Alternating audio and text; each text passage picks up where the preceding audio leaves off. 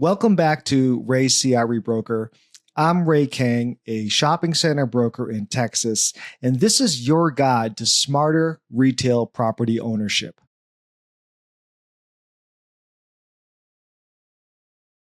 Today, I want to talk about something that gets overlooked far too often until it's too late.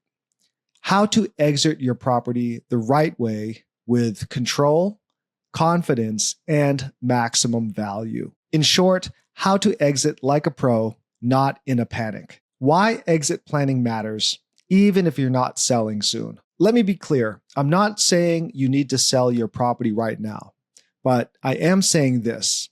You should always operate your retail property like it could be for sale in the next 12 months, because you never know when life or the market might present an opportunity or force your hand. For example, a strong unsolicited offer, a partnership shift, a health or family decision, or a shift in your goals or timeline. If you're not ready when that moment comes, you could find yourself scrambling and giving up serious value in the process. Operate your property like it might be for sale in the next 12 months because one day it might be. So what does a professional exit look like? Here's what I've seen the best private owners do when they're thinking ahead. They don't wait until they're burned out. They start prepping their property 12 to 18 months in advance. Key areas to focus on: leases and occupancy. Extend short-term tenants where possible.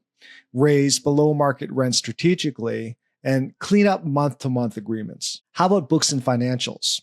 Reconcile CAM charges. Organize vendor contracts. Make sure all rent roll and expense data is clean and up to date. There's also maintenance and curb appeal. Knock out the deferred maintenance. Touch up landscaping, paint, signage, and lighting. Think like a buyer walking your site for the first time. And then there's leasing risk. If a major tenant expires in the next 18 months, start the conversation now. Pre-leasing even one space could add 6 figures to your valuation. All of this allows your broker to go to market with a strong, clean story. That story behind your property, your leases, your financials, your property condition, is what buyers are really buying. I once worked with 2 owners, same city, similar sized retail centers.